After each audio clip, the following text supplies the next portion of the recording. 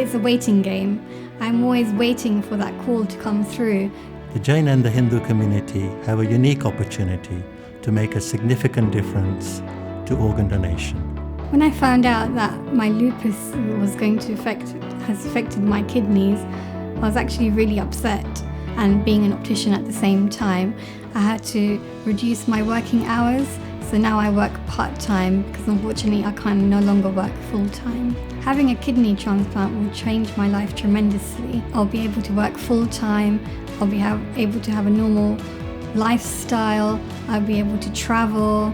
Things that I can't do day to day, I will be able to do after having a kidney transplant.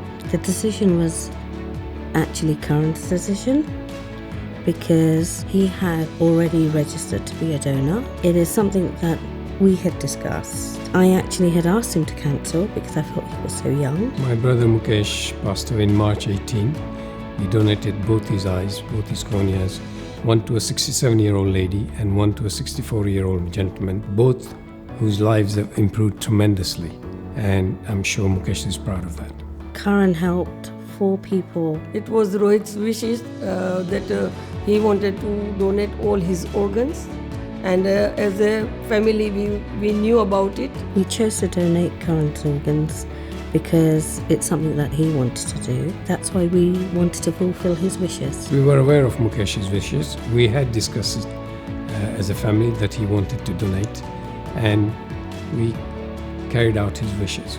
We decided to give his organs, and we called the doctor. I was very scared about the organ donation, but he explained it to me everything nicely, and then I feel a little bit relaxed. When we saw the body at the funeral time, it was completely normal, and we did the Hindu Jain ceremony funeral. So there are many misconceptions about what the organ retrieval process can do to an individual, concerns about disfigurement, harming and making the person they know and love look very different. I can assure you as a retrieval surgeon that is not the case. I'm really proud of him because he's always helping people, and when he passed away he also done something for people, so I'm really happy with it. We are so proud of Rohit that he donates all his organs and it helps so many people.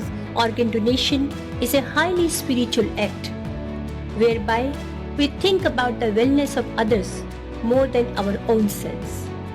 Jai Jinendra, Lord Mahavir, our 24th Tirthankar has preached that it is very rare to attain this precious, invaluable human body. Kindness and compassion are our biggest moral duties. Coming from Jain faith, the two of the values that I believe in are Dan and Seva. Organ donation encompasses both of these values.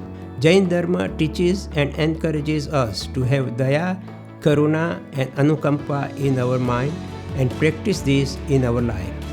These 3 words can be explained as compassion towards all living beings. The Jains believe in reverence for life.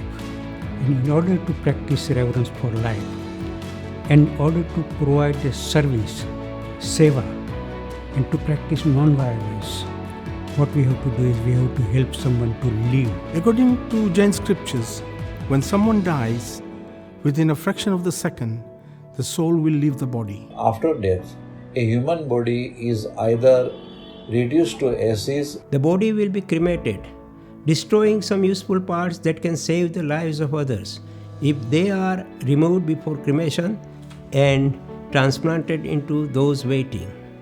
Removing our body parts after death will not affect our soul's new body in any way. And that way we can help others. We can help others to live. We can help them live healthily. We can help them to live happily. And this is the biggest donation, biggest seva, biggest service to mankind. Due to the scientific progress today, the human body can continue to improve the lives of others in need even after death by offering its vital organs. With all my heart, I urge everyone to place their organs for donation. There could not be a better way to enrich the lives of others.